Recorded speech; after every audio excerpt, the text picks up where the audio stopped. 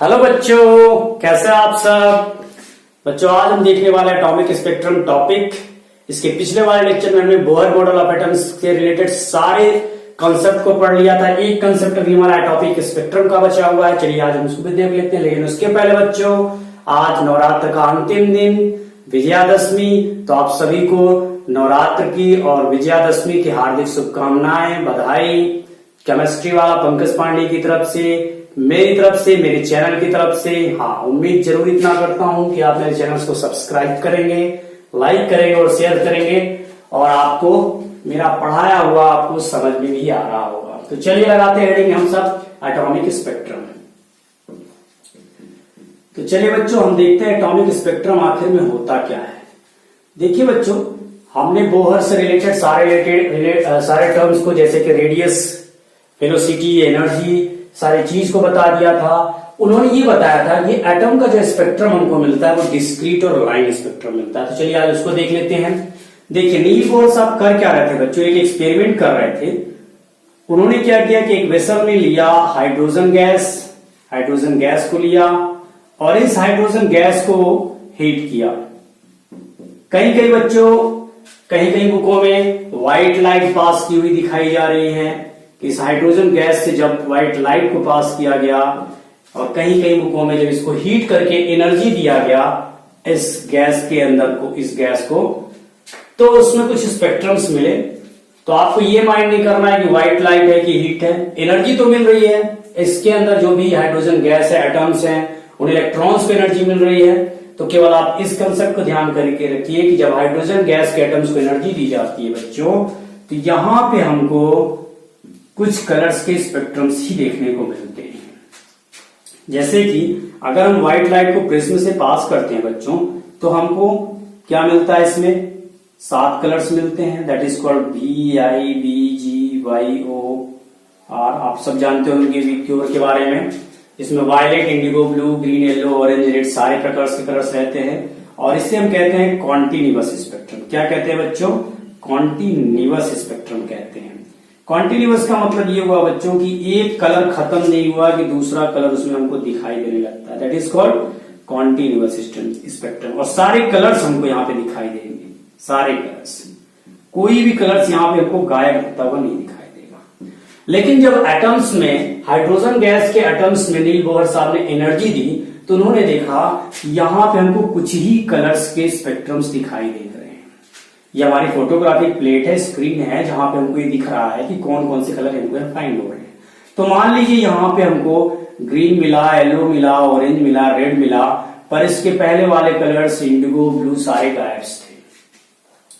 तो यही चीज सबके माइंड में आप कंफ्यूजन कर रही थी कि आखिर में जब व्हाइट लाइट को किसी प्रिज्म से पास किया जाता है तो सारे कलर्स मिलते हैं, लेकिन जब व्हाइट लाइट को हाइड्रोजन गैस से पास किया गया तो कुछ ही कलर्स मिले, कुछ कलर्स गायब क्यों थे? और इन्हीं को नाम दिया गया डिस्क्रीट स्पेक्ट्रम। क्या नाम दिया गया बच्चों? डिस्क्रीट स्पेक्ट्रम नाम दिया गया, या इसी को लाइन स्पेक्ट्रम भी कहा जाता है। लाइन स्पेक्ट्रम भी कहा जाता है। तो चलिए आइए देखते हैं कि आखिर में क्या रीजन हुआ। हमारा जो स्पेक्ट्रम जो है, कुछ ही कलर्स यहाँ पे हमको दिख रहे थे, सारे कलर्स नहीं दिख रहे थे। तो देखिए यहाँ पे ये मान लीजिए हमारा एटम है, उसका न्यूक्लियस, ये उसकी सेल है, 1 2 3 4 और भी होंगी, इनफाइनाइट तक जा सकती हैं। इनको जब एनर्जी अप्लाई की गई बच्चों, इस तरह से जब इसको एनर्जी अप्लाई की गई तो क्या होगा, ये मान लीजिए हमारा ये फर्स्ट, ये सेकेंड, ये थर्ड और ये फोर्थ है। जब इसको इस एटम्स को एनर्जी दी गई होगी तो यहाँ पे मान लीजिए हमारा इलेक्ट्रॉन, ये इलेक्ट्रॉन जंप करके कहीं भी जा सकता है, यहां भी आ सकता है। किसी भी सेल में इलेक्ट्रॉन क्या हो गया, कूद करके चला गया होगा। और कुछ ही सेकंड बाद इलेक्ट्रॉन क्या करता है, अपने वापस सेल पे वापस चला आता है। देखिए बच्चों, इलेक्ट्रॉन की ये कंडीशन होती है। इलेक्ट्रॉन ही क्या बच्चों, इस संसार में जितनी भी चीजें हैं तो वो अब हाई एनर्जी लेवल पे नहीं रहना चाहती, वो अपने लोवेस्ट एनर्जी लेवल में रहना चाहती है। इसीलिए इलेक्ट्रॉन को जब एनर्जी दी गई तो एनर्जी एक्सेप्ट करके अपने ऊपर वाली सेल में चला गया होगा और तुरंत कूद करके वापस अपने ओरिजिनल पोजीशन पे चला आया होगा। और इससे जो एनर्जी एमिट हुई, इसको नाम दिया गया एमिटेड एनर्जी। एमिटेड एनर्जी क्या नाम दिया गया? एमिटेड एनर्जी नाम दिया गया, या इसी को हम कह सकते हैं एमिटेड रेडिएशन भी कह सकते हैं। रेडिएशन यानी इसने जो रेडिएशन एमिट की, या इसी को हम कह सकते हैं वेवलेंथ एमिट किया गया। थोड़ा सा मैं देख लेता हूं कि किनारे का हमारे वीडियो में आ रहा है कि नहीं। चलिए आ रहा है, अच्छी बात है। तो जब इलेक्ट्रॉन अपनी वापस पोजीशन पे बैक आया, ओरिजिनल पोजीशन पे, तो इसने क्या किया, एनर्जी एमिट किया, या फिर रेडिएशन एमिट किया, या फिर वेवलेंथ एमिट किया। तो यही चीज हमको यहां पे दिखाई दी होगी, और इसी को हम डिस्क्रीट स्पेक्ट्रम, या इसी को नाम दिया जाता है एमिटेड स्पेक्ट्रम भी कहा जाता है। क्योंकि इस स्पेक्ट्रम में हमको कौन सी एनर्जी फाइंड होगी, जो इलेक्ट्रॉन एमिट कर रहा है। तो देखिए बात यह आती है यहाँ पे कि कोई पर्टिकुलर टाइप्स का ही कलर हमको फाइंड क्यों हो रहा था। सभी प्रकार के कलर जैसे यहाँ पे हमको फाइंड हो रहे थे वो होने चाहिए थे। तो उसका रीजन मैं आपको बता देता हूं। देखिए बच्चों, हमने पिछले लेक्चर्स में देखा था कि हमारे फर्स्ट सेल की एनर्जी आई थी -13.6, दूसरे की आई थी -3.4, तीसरे की आई थी -1.5 इलेक्ट्रॉन वोल्ट, और चौथे की आई थी -0.85 इलेक्ट्रॉन वोल्ट। ये सारी कैसे आई हुई है, सारा कैलकुलेशन मैंने पिछले लेक्चर्स में करा दिया। तो जिन बच्चों ने न देखा हो, प्लीज केमिस्ट्री वाला Pankaj Pandey Bohr model of atom search करके सारे लेक्चर्स को अच्छे से देख डाले, आपको सारी बातें क्लियर हो जाएंगी कि कैसे यहाँ पे -13.6 आया, कैसे 3.4, ये सी। चलिए देखते हैं। पहले सेल की एनर्जी हमारी इतनी है, यानी इलेक्ट्रॉन की हमारी पहले वाली एनर्जी इतनी रही होगी। जैसे हमने इसको एनर्जी अप्लाई किया तो इलेक्ट्रॉन एनर्जी एब्सॉर्ब किया होगा, कूद करके किसी अगले वाले सेल में, ऊपर वाले सेल में चला गया होगा। क्योंकि जैसे जैसे हम ऊपर जाते हैं तो एनर्जी क्या होती है बच्चों, इंक्रीज हो जाती है। तो एनर्जी जब इसको देंगे तो इसकी एनर्जी बढ़ जाएगी, तो जाएगा ऊपर वाले सेल की तरफ जाएगा। लेकिन इलेक्ट्रॉन वापस अपने स्टेट अपनी पोजीशन पे आएगा। क्यों? क्योंकि संसार की कोई भी चीज लोअर एनर्जी में रहना चाहती है। जैसे कि अभी मैं आपको मोटिवेट करूं, मैं आपको पढ़ा रहा हूं, आप मेरा वीडियो देख रहे हैं तो पढ़ेंगे, इसके कुछ देर बाद ही आप जब वीडियो मेरा खत्म हो जाएगा आप चुपचाप बंद करेंगे और ठंडे बस्ते में सारी चीजें डाल देंगे। वैसे ही इलेक्ट्रॉन को मोटिवेट किया गया, एनर्जी दी गई तो कूद के गया, लेकिन कुछ ही देर बाद वो अपने वापस पोजीशन पे आ गया, और इससे जो एनर्जी निकली हुई है वही हमको यहाँ स्पेक्ट्रम पे दिखाई दे रही है। इसी को हम एमिटेड स्पेक्ट्रम या एमिशन स्पेक्ट्रम कहते हैं। चलिए देखते हैं। तो जब इसको हमने एनर्जी दी बच्चों, तो इलेक्ट्रॉन क्या किया होगा, कुछ स्पेसिफिक टाइप की एनर्जी को ही एब्सॉर्ब करेगा, और कुछ स्पेसिफिक टाइप की वेवलेंथ या रेडिएशन को एब्सॉर्ब जब किया होगा तो वही स्पेसिफिक टाइप की एनर्जी, वेवलेंथ या रेडिएशन को वो एमिट भी करेगा। क्या करेगा, वो स्पेसिफिक टाइप की रेडिएशन को एमिट करेगा। क्यों करेगा देखिए, चलिए इसको मैं समझा देता हूं। देखिए मान लीजिए हमारा इलेक्ट्रॉन जो है पहली सेल से कूद करके दूसरी सेल में गया, तो पहली सेल की कितनी एनर्जी है -13.6, दूसरी सेल की कितनी है -3.4, इतनी ही है। तो इन दोनों का एनर्जी का डिफरेंस कितना है, वही हमारा एमिटेड एनर्जी होगा। यानी कितनी एमिट एनर्जी, कितनी इलेक्ट्रॉन ने एमिटेड की एनर्जी को, इन दोनों सेल का जो डिफरेंस का एनर्जी होगा वही एमिटेड एनर्जी होगा। तो इसको हम डेल्टा ई से लिख सकते हैं, इसको हमने किया E2, इसको दिया नाम E1। ये दूसरे सेल की जहां से कूदा और जहां पे वापस पोजीशन अपने ओरिजिनल पोजीशन पे आया, तहां की एनर्जी है। E2 की वैल्यू यहाँ पे -3.4 फिर -13.6, ये है E1 की। अब देखिए -3.4 + 13.6 that is called 10.2 electron volt delta E. यानी देखिए यहाँ पे जब वो दूसरे से पहले सेल में कूद के आया होगा तो उसकी एमिटेड एनर्जी कितनी हुई, 10.2 इलेक्ट्रॉन वोल्ट। अब अगर हम देखें कि पहले से तीसरे सेल में जब वो गया तो तीसरे से पहले में आया होगा, तो पहले तो डेल्टा इसका कैलकुलेट करते हैं, E3 - E1। तीसरे वाले की कितनी है, दैट इज कॉल्ड -1.5 -13.6। इसको आप कैलकुलेट करेंगे आप इसको तो इसको आप कैलकुलेट करेंगे तो 12.1 इलेक्ट्रॉन वोल्ट। यानी देखिए यहां पे डेल्टा की वैल्यू कितनी आई, 12.1, यहां डेल्टा की वैल्यू 12.2। तो देखिए किसी स्पेसिफिक टाइप की एनर्जी को ही वो एमिट कर रहा है। जब 10.2 किया था तो 10.3 भी करना चाहिए था, 10.4 भी करना चाहिए था, 10.5 भी करना चाहिए था, 11 करना चाहिए था, 12 करना चाहिए था, लेकिन केवल 12.1 इलेक्ट्रॉन वोल्ट की ही एनर्जी वो एमिट कर रहा है। और वही एमिटेड एनर्जी आपको यहां स्पेक्ट्रम में दिखाई दे रही है, वही एमिटेड रेडिएशन, वही एमिटेड वेवलेंथ आपको यहां दिखाई दे रहा है। हर प्रकार की वेवलेंथ आपको नहीं दिखाई दे रही है। यही रीजन है कि इलेक्ट्रॉन जब किसी स्पेसिफिक टाइप की एनर्जी को एब्सॉर्ब या किसी स्पेसिफिक टाइप की एनर्जी को एमिट कर रहा है तो स्पेक्ट्रम में आपको सारे कलर्स कैसे दिखाई देंगे? केवल स्पेसिफिक टाइप के रेडिएशन वेवलेंथ ही आपको दिखाई देंगे।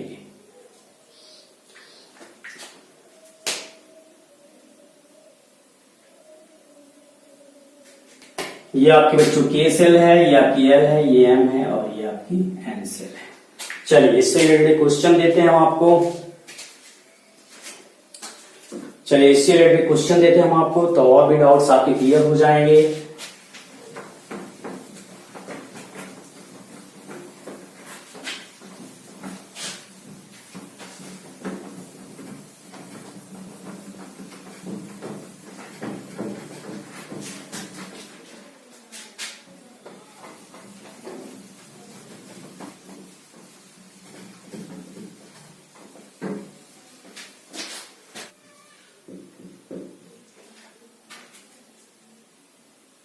क्वेश्चन है हमारा बच्चों यहाँ पे कि an electron jumps from n equal to 2 to n equal to 1 in hydrogen atom find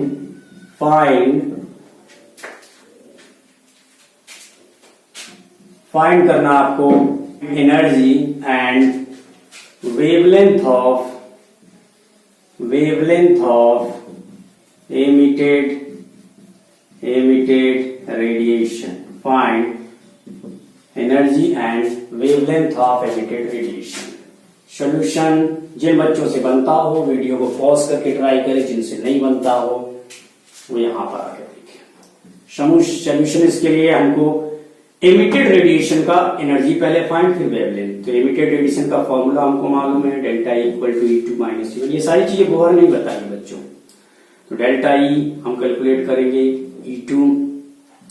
E2 का फॉर्मूला होता है -13.6 Z square upon N square, N2 का square -13.6 Z square upon N1 का स्क्वायर। N2 क्यों लिया? क्योंकि E2 है। N1 क्यों लिया? क्योंकि E1 है।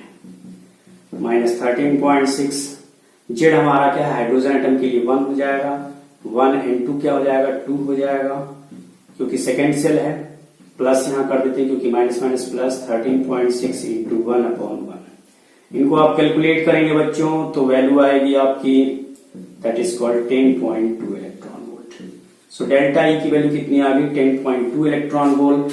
यानी जब वो सेकेंड सेल से दूसरे सेल में कूद रहा है तो उसकी एनर्जी कितनी आ जाएगी? 10.2 इलेक्ट्रॉन वोल्ट। अब हम वेवलेंथ कैलकुलेट करें तो delta E equal to emitted radiation का फॉर्मूला होता है Sc/λ। Sc/λ ये फॉर्मूला होता है, इसको आप नोट कर लीजिएगा। जब आपको वेवलेंथ कैलकुलेट करना हो, एनर्जी दी हुई, तो आपको इस फॉर्मूले से कैलकुलेट करना पड़ेगा। अब आप क्या करोगे? H क्या है? Planck's constant. H हमारा क्या है? प्लैंक्स का कांस्टेंट है, जिसकी वैल्यू होती है बच्चों 6.626 इंटू 10 की पावर -34 जूल सेकेंड। C हमारी speed law of light 3 into 10 की पावर 8 मीटर पर सेकेंड, ये इसकी वैल्यू होती है। तो और डेल्टा ई आपका क्या है? ये चलिए इसको वैल्यू को रखते हैं 10.2 6.626 इंटू 6.626 इंटू 10 की पावर -34 इंटू 3 इंटू 10 की पावर 8 डिवाइडेड बाय लैम्डा। इसको आप रखिए और आपका वैल्यू आ जाएगा। पर आपको इतना सारा, दूसरी बात ये इलेक्ट्रॉन वोल्ट में जूल सेकंड में है, तो चाहे इसको जूल सेकंड में करिए चाहे इलेक्ट्रॉन वोल्ट में इसको कन्वर्ट करिए, तो इतना झमेला करने की जरूरत नहीं। मैं आपको शॉर्ट ट्रिक बता देता हूं। यहां लिखिए short trick, very important, very important. Competition point of view से बच्चों के लिए बहुत इंपॉर्टेंट है। आपको इतना सब करने की जरूरत नहीं है। आप डायरेक्ट लिखिए delta E equal to 12375 by lambda, 12375 by lambda. इसमें डेल्टा ई की वैल्यू आपको इलेक्ट्रॉन वोल्ट में मिलेगी और लैम्डा की वैल्यू बच्चों आपको मिलेगी एंगस्ट्रॉम में। ये सब कन्वर्जन का झमेला खत्म करिए। चलिए अब यहां लिखिए 10.2 12375 और यहां लिखिए लैम्डा को इधर ले जाएंगे 12375 और ये हो जाएगा 10.2। पॉइंट को खत्म किया, 0 इधर आ गया, 102। इसको आप इससे डिवाइड करेंगे तो आपकी लैम्डा की वैल्यू आ जाएगी बच्चों 1216 एंगस्ट्रॉम। ये जो वेवलेंथ आपकी मिली है बच्चों, यानी जब इलेक्ट्रॉन कूदेगा दूसरे सेल से पहले में, तो ये वाली वेवलेंथ एमिट करेगा, ये वाली वेवलेंथ एमिट करेगा।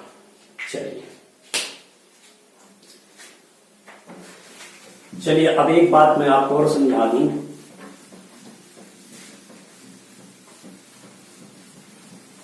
अब मान लीजिए बच्चों आपके क्वेश्चन में एनर्जी ना दी हुई हो, डायरेक्ट आपको वेवलेंथ कैलकुलेट करने को दे दिया है, अब क्या करेंगे आप? उसका भी रास्ता है मेरे पास, चलिए आइए दिखाता हूं मैं आपको। क्वेश्चन के थ्रू एक चीज और समझाऊंगा, अच्छे से ध्यान से देखिएगा, बहुत ही इंपॉर्टेंट चीज है यहाँ पे। देखिए क्वेश्चन हमारा, इलेक्ट्रॉन जब जंप करता है, इलेक्ट्रॉन जब जंप करता है N2 से N1 में, तो किसके लिए है? हाइड्रोजन एटम के, for hydrogen atom, hydrogen atom के लिए। तो फाइंड, आपको फाइंड करना है, क्या फाइंड करना आपको?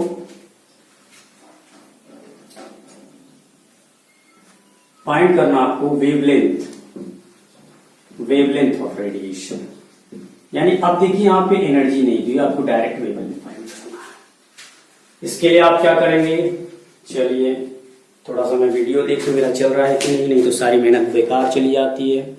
चलिए चल रहा है। देखिए इसके लिए हम क्या करेंगे बच्चों, हम जानते हैं delta equal to E2 minus E1 होता है। एनर्जी दी हुई, एनर्जी फाइंड नहीं करना हमको, डायरेक्ट फाइंड क्या करना है आपको? वेवलेंथ। वो बहुत लेंदी मेथड था, आपको एनर्जी कैलकुलेट करो फिर उसके बाद वेवलेंथ कैलकुलेट करो, तो बहुत लेंदी था। चलिए वेवलेंथ अगर आपको डायरेक्ट कैलकुलेट करना तो आप क्या करो? डेल्टा ई इक्वल टू क्या होता है? SC by lambda. अभी मैंने आपको बताया E2 का formula 13.6 Z square upon N2 का square minus E1 that is called minus 13.6 Z square upon N1 square, यही होता है। ये सारी चीजें बच्चों मैंने पिछले लेक्चर अच्छे से समझा के रखी, जिनको ना समझ में आए तो please visit my last lecture, सारी बातें आपको समझ में आने लग जाएंगी। चलिए SC बाई लैम्डा यहां लिखा, यहां लिखा minus 13.6 Z square upon N2 square, ये हो जाएगा plus 13.6 Z square upon N1 square. इसको इधर लाते हैं, SC बाई लैम्डा यहां लिखा, यहां 13.6 Z square N1 square minus 13.6 Z square N2 square. इस तरह से लिख सकते हैं कि नहीं भाई? इसको इधर ले आ गया, बस कुछ नहीं किया।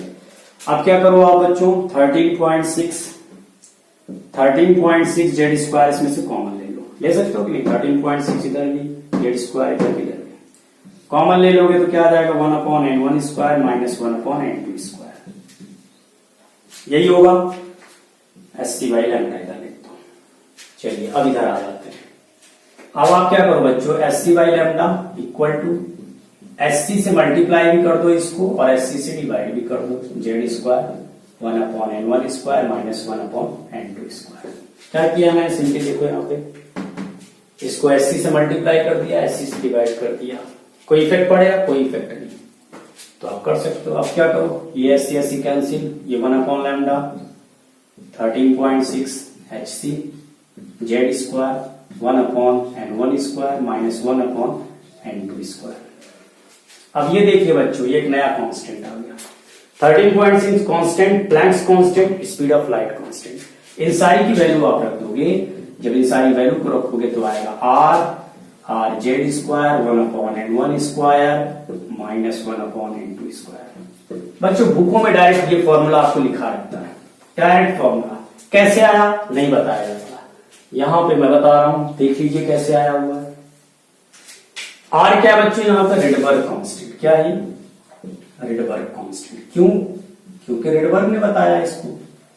रिडबर्ग कांस्टेंट की वैल्यू 1.09 इंटू 10 की पावर माइनस 7 मीटर इनवर्स। पर आपको इसको याद नहीं करना है, आप अपने नोट्स में इसको डाल सकते हो कि कैसे आर की वैल्यू क्या होती है, पर वैल्यू मैं आपको वो बताऊंगा जिससे आप कैलकुलेशन को और भी फास्ट कर सकते हो। भाई कंपटीशन में आप इतनी वैल्यूज को रखो, फिर उसके बाद कैलकुलेट करो, पुट करो, इतना झमेला आपको करने की जरूरत नहीं है। शॉर्ट ट्रिक बताता हूं मैं। चलिए अब आप इससे डायरेक्ट वेवलेंथ फाइंड कर सकते हैं। भाई ये तो मैंने आपको पूरा ये बताया, फॉर्मूला आया कैसे। अब ये छोटा सा फॉर्मूला रख करके आप डायरेक्ट वेवलेंथ कैलकुलेट कर सकते हो, है कि नहीं। जेड क्या है, एटॉमिक नंबर, N1 क्या है, पहली सेल, N2 क्या है, दूसरी सेल। सारी वैल्यूज को रख देते हैं। 1/λ r। जेड क्या है, एटम के लिए जेड 1 इंटू 1 का स्क्वायर करो, 1/N1 1 का स्क्वायर माइनस 1/N2 2 का स्क्वायर, यही करोगे। 1/λ इक्वल टू क्या हो जाएगा, r 1 माइनस 1/4, इसको करोगे 1/λ इक्वल टू 3/4r, यही होगा। चलो नीचे दिख रहा है कि नहीं, हो गया। अब ज्यादा नीचे जाने की जरूरत भी नहीं, तो दिखेगा नहीं। चलिए अच्छी बात है। बुकों में बहुत शॉर्ट में रहता है, टीचर्स क्लास में भी अच्छे से नहीं बता पाते क्योंकि समय कम रहता उनके पास भी। तो 1/λ इक्वल टू आपकी वैल्यू आ गई 3/4r। अब अगर लैम्डा कैलकुलेट करना, इसको ऊपर ले जाओगे तो ये भी उलट पलट कर जाएगा, 4/3 यही होगा, इक्वल टू 4/3 इंटू 1/r लिख सकते हो। और बच्चों 1/r की वैल्यू होती है 911 एंगस्ट्रॉम। एक बार और शॉर्ट ट्रिक, अब आप डायरेक्ट रखो लैम्डा इक्वल टू 4/3 इंटू 1911। अब इसको आप सॉल्व करने के लिए क्या करो बच्चों, 4/3 इंटू 912 लिख दो। कोई दिक्कत नहीं। 3 3 जा 9, 0 4 3 4 जा 12, that is called 1216 angstrom. So lambda equal to 1216 angstrom. इसके पहले मैंने जब एनर्जी वाले से फाइंड किया था आपको वेवलेंथ, तो भी आपकी वही वैल्यू आ रही थी। इसके बाद डायरेक्ट मैंने ये फॉर्मूला लगा करके आपको ये वैल्यू फाइंड करा दी। अभी जो बच्चों वेवलेंथ मिलती है ना, वो बंडल्स में मिलती है। बंडल्स चलिए आए दिखाते कैसे। भाई एटम जब एनर्जी को एब्जॉर्ब करेगा बच्चों, और उसमें से जो रेडिएशन निकलेंगी, तो क्या जरूरी है कि वो एक ही वेवलेंथ देगा? वो तो किसी भी प्रकार की वेवलेंथ दे सकता है, तो बंडल्स में ही निकलेंगी। चलिए आए देखते हैं, समझाते हैं आपको कैसे।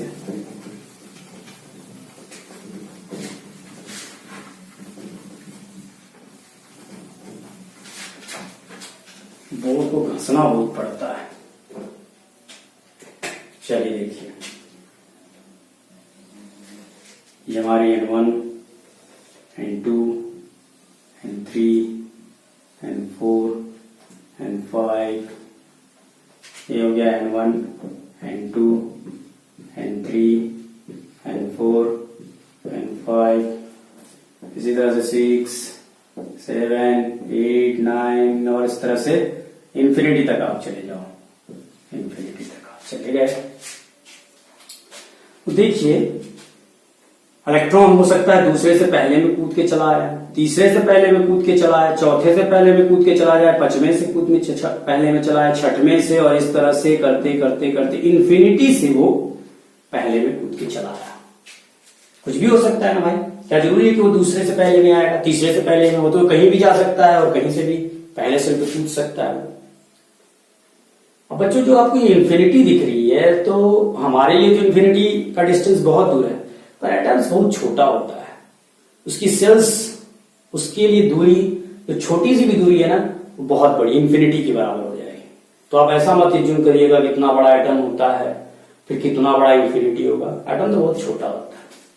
तो ये जो वेवलेंथ बन रही, बंडल्स में बन रही है, और इस वेवलेंथ को कहा जाता है बच्चों लाइमन वेव। क्या कहते हैं? लाइमन वेव, क्योंकि लाइमन ने इसको पहले देखा था और इसीलिए उनके नाम पर रख दिया गया, और इसको लाइमन सीरीज भी कहा जाता है। अभी हमने देखा कि जब n की वैल्यू 2 थी और n की वैल्यू जब दूसरे से पहले सेल में कूदता है, तो 1216 एंगस्ट्रॉम की वेवलेंथ हमको दिखी थी। चलिए हम कैलकुलेट करते हैं, 3 से 1 पे कूदता है तो देखिए 1/λ r जेड स्क्वायर 1/N1 की वैल्यू डायरेक्ट लिख देते हैं भाई, ये 1 माइनस 1/3 का स्क्वायर, यही होगा। 3 से पहले में कूद रहा है। अब क्या होगा, ये r जेड का 1 रख दोगे, 1 माइनस 1/9, यही करोगे, क्या हो जाएगा, r 8/9 हो जाएगा। ये 1/λ है। जब लैम्डा करोगे तो क्या हो जाएगा 9/8R, यही होगा। आर की वैल्यू क्या लिखोगे वहां पे, आर की वैल्यू लिख दो आप 912 लिख दो। इसको सॉल्व कर दो, 8 कम 8 32, इसको सॉल्व करोगे 1026 एंगस्ट्रॉम आएगा। तो यानी जब तीसरे से पहले में आया तो 1026 एंगस्ट्रॉम की वैल्यू आ रही।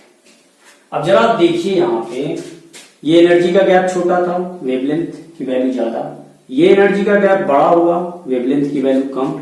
चलिए आप इंफिनिटी वाले का कैलकुलेट करते हैं। अब जब इंफिनिटी से अगर आपका इलेक्ट्रॉन पहले सेल में आएगा बच्चों, तो इंफिनिटी यहां रखोगे और 1/इंफिनिटी क्या हो जाएगा 0, तो ये पूरी वैल्यू कितनी हो जाएगी 0, 1 माइनस 0 करोगे तो 1, यानी R इंटू 1, यानी कुल मिला के आने वाला है 911 एंगस्ट्रॉम लैम्डा की वैल्यू। 1/इंफिनिटी क्या 0 रख के पूरा कैलकुलेट करोगे 911 एंगस्ट्रॉम। तो देखिए यहाँ पे ये एनर्जी का ट्रांजिशन ज्यादा, गैप क्या ज्यादा, वेवलेंथ कितनी है कम। इधर देखिए एनर्जी का गैप कम, वेवलेंथ क्या है ज्यादा। इसको आप इस तरह से भी समझ सकते हैं, इक्वल टू SC/λ होता है। एनर्जी ज्यादा वेवलेंथ कम, एनर्जी कम वेवलेंथ ज्यादा। ये सारी चीज थी वेवलेंथ। लाइमन साहब ने बताई, लाइमन वेव्स है। एक चीज और इसमें नोटिस करने लायक बच्चों, जैसे जैसे आप एनर्जी, आपका सेल दूर चला जाता है न्यूक्लियस से, तो आप देखो एनर्जी का गैप क्या होता है, कम होता चला जाता है। वो कैसे, चलिए देखिए। पहले में हमने देखा था -13.6, दूसरे में देखा था -3.4, तीसरे में देखा था -1.5 और चौथे में देखा था -0.85 इलेक्ट्रॉन वोल्ट। यही देखा था हम लोगों ने। तो इन दोनों का अगर डिफरेंस देखोगे तो यहाँ पे ज्यादा, दैट इज कॉल्ड 10.2 आया था। यहां देखोगे तो दैट इज कॉल्ड कितना आएगा,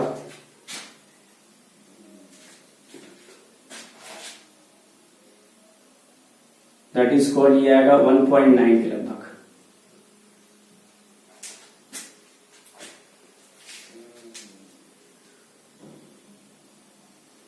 इसके बाद इसमें देखोगे तो कुल मिलाकर इनका डिफरेंस जो है ना, इनके बीच का डिफरेंस कम होता चला जाए। ये क्या है, सब डेल्टा ही तो है।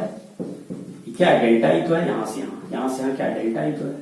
तो जब गैप कम होता जा रहा है तो जो आपकी सेल्स हैं वो भी क्या होती है, सटती, नजदीक होती जा रही है। ये सब है क्या बच्चों, ऑर्बिट्स हैं जहां पे इलेक्ट्रॉन रिवॉल्व करते हैं। बाहर में क्या होता है, ऑर्बिट्स में इलेक्ट्रॉन रिवॉल्व करती है। ये सब ऑर्बिट्स जो मैंने यहाँ पे बताया। तो ये बात होगी लाइमन वेव्स की। इसी तरह से बच्चों ये भी हो सकता है, क्या जरूरी है कि पहले सेल में कूद के आए, हो सकता है वो तीसरे से दूसरे में आए, कहीं से भी कूद के दूसरे में हो सकता है कहीं से भी कूद के आए तो तीसरे सेल में कूद के आए। तो उसके लिए भी अलग अलग नाम दिए गए हैं बच्चों, अलग अलग साइंटिस्टों ने उनको खोजा है, इसलिए अलग अलग उन साइंटिस्ट के हिसाब से नाम दिए गए हैं। चलिए अब हम देखते हैं। और जो आपका ये फॉर्मूला है बच्चों 1/λ equal to R Z², 1/N1² minus 1/N2², इस फॉर्मूले को बच्चों स्पेक्ट्रम का फॉर्मूला कहा जाता है, जिससे आप स्पेक्ट्रम कैलकुलेट कर सकते हैं। हम इस फॉर्मूले से कर क्या रहे हैं, सारे वेवलेंथ को ही तो कैलकुलेट कर रहे हैं, सारे स्पेक्ट्रम को ही तो कैलकुलेट करेंगे, किस प्रकार की वेवलेंथ, किस प्रकार की स्पेक्ट्रम निकल रही है। साथ ही साथ एक चीज बताना भूल गया बच्चों, आपने देखा होगा कि पहले जब दूसरे से पहले में इलेक्ट्रॉन कूद के आया तो 1216 एंगस्ट्रॉन की वेवलेंथ, जब तीसरे से पहले में आया तो 1026, है ना, और जब लास्ट इंफिनिटी से कूद के आया तो 911 एंगस्ट्रॉन की वेवलेंथ। तो देखिए 1216 के बाद 1215 वाली नहीं है, 1214 वाली नहीं है, इस तरह से देखा जाए तो 1000 एंगस्ट्रॉन वाली वेवलेंथ गायब है। यहां से ये वेवलेंथ, फिर ये वेवलेंथ, बीच वाली वेवलेंथ क्या है, गायब है।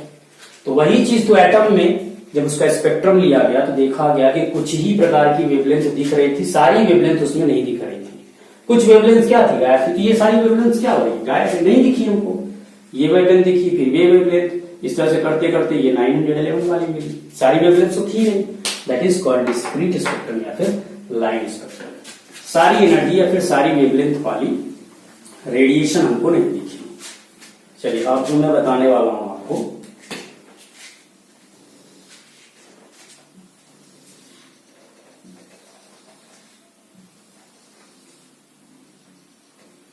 बहुत ज्यादा सट गया, इसको आपको मान के चलना है कि क्लोज होती जा रही लाइन, क्योंकि हो सकता है बनाने में दिक्कत हो जाए। इसको आपको टोटली मान के चलना है कि धीरे धीरे लाइन क्या हो रही है, सब सटती जा रही है। ये n इक्वल टू 1, ये 2, ये 3, ये 4, थोड़ा सा और दूर बना देते हैं, समझ में तभी आएगा अच्छे से।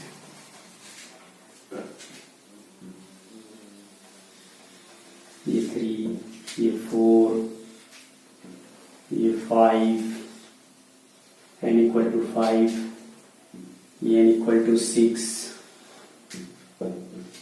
इस तरह से ये 7, फिर ये 8, और इस तरह से करते करते करते करते करते करते करते करते ये इंफिनिटी तक ये लाइन चली जाती है। तो जब कहीं से भी इलेक्ट्रॉन बच्चों पहली सेल पे आता है, तो इसको तो हमने देख लिया, कि इसको क्या कहते हैं, इसको हम क्या कहते हैं, लाइमन सीरीज। और इसकी जो बच्चों वेवलेंथ रहेगी वो भी हमने देख लिया कि 911 एंगस्ट्रॉम से लेते हुए 1216 एंगस्ट्रॉम तक रहेगी। इसका तो कैलकुलेशन हमने कर लिया। ये स्पेक्ट्रम का फॉर्मूला है, ये सारी स्पेक्ट्रम ही बता रही है। आप बाल्मर सीरीज का भी इसी से कैलकुलेट कर सकते हो। बाल्मर का मतलब ये हुआ कि जब कहीं से भी इलेक्ट्रॉन दूसरे सेल में कूद के आए तो उससे भी एक स्पेक्ट्रम बनेगा कि नहीं? बिल्कुल बनेगा। इसको कहते हैं बच्चों बाल्मर सीरीज। क्या कहते हैं? Balmer series. और बाल्मर सीरीज का जब आप कैलकुलेशन करोगे बच्चों तो 3000 से लेते हुए 2655 कुछ ऐसे ही होता है, आपकी वैल्यूज आएंगी। ये जो रीजन था बच्चों, ये यूवी वाला रीजन था। यूवी के मतलब इस एटम ने जो स्पेक्ट्रम दिया वो किससे कंपेयर करने लायक था? यूवी से। विजिबल का बच्चों होता है, विजिबल का जो रीजन होता है वो 4000 से लेते हुए 8000 एंगस्ट्रॉम तक का होता है। तो जरा देखिए 3000 से 6500 का दिखा रहा है, तो कुछ इसमें विजिबल वाले भी पार्ट आए होंगे बाल्मर सीरीज में। आप वेवलेंथ इस फॉर्मूले के थ्रू आप इसका कैलकुलेशन कर सकते हैं। भाई क्या करना, आर एच जेड वही रखोगे, यहाँ पे आपका क्या हो जाएगा, अब ये यहाँ पे आपका N2 हो जाएगा, और ये कहां से, जहां से आपकी आई 3 से 4 से 5 से इंफिनिटी से सबका आप कैलकुलेशन कर लोगे तो यही वैल्यू आने वाली है। इसके बाद ये भी तो हो सकता है कि इलेक्ट्रॉन कहीं से भी कूद के तीसरे सेल में आ जाए, हो सकता है कि नहीं? बिल्कुल हो सकता है। इसको नाम दिया गया बच्चों पास्चेन सीरीज। क्या नाम दिया गया? पास्चेन सीरीज। ये वाली बच्चों विजिबल रीजन की रहती है, ये वाली बच्चों शॉर्ट इंफ्रारेड की रहती है। शॉर्ट इंफ्रारेड वाली रीजन। अब ये भी तो हो सकता है कि कहीं से भी कूद के आए तो चौथे वाले में आए, तो इसको नाम दिया गया बच्चों ब्रैकेट सीरीज। ये अलग अलग साइंटिस्टों ने देखा हुआ है, इसको बताया। अब ये भी हो सकता है कहीं से भी कूद के आए तो पांचवे वाले में आए, तो ये बच्चों होती है फुंड सीरीज। कौन सी होती है? फुंड सीरीज। ये अलग अलग साइंटिस्टों ने इस पर रिसर्च किया और सारी चीजें फाइंड की हैं, तो अपने नाम पर जो होता है इन सबको रखा हुआ है। ये दोनों बच्चों लॉन्ग इंफ्रारेड वाली रहती है। लॉन्ग इंफ्रारेड यानी इनकी जो वेवलेंथ रहेगी वो इंफ्रारेड रेज से कंपेयर कर सकते हैं। इसको आप शॉर्ट, इसको विजिबल, इसको यूवी रीजन। तो कहीं से भी क्वेश्चन इसमें से आ सकता है। दूसरी बात, आपको क्वेश्चन इसमें ये भी पूछ सकता है, जब आप दूसरे से पहले वाले वेवलेंथ, दूसरे से पहले सेल में जब इलेक्ट्रॉन कूदता है तो आप उसको फर्स्ट लाइमन सीरीज का नाम दोगे। फर्स्ट लाइमन सीरीज बोल सकता है वो, कि फर्स्ट लाइमन सीरीज का वेवलेंथ कैलकुलेट करिए। तीसरे से पहले में आया तो वो सेकेंड लाइमन हो जाता है, सेकेंड लाइमन। और जब आपको इंफिनिटी से पहले में आता है तो उसको लास्ट लाइमन कहते हैं। क्या कहते हैं? लास्ट, क्योंकि वो लास्ट है, उसके बाद अब और रेज नहीं जा सकती। इसी तरह से first Balmer series, second Balmer series, तो आपको समझना पड़ेगा। अगर बाल्मर सीरीज आ गया यानी दूसरे सेल पे कूद के आएगा। आपका जो ये N1 था वो अब लास्ट क्या हो जाएगा? N2, और ये आपका कहीं से भी आ सकता है। तो चलिए, इससे रिलेटेड जितने भी क्वेश्चन आपके कॉम्पिटिशन पॉइंट ऑफ व्यू से, आपके बोर्ड पॉइंट ऑफ व्यू से जो इंपॉर्टेंट था, सारी चीजें मैंने बता दी हैं।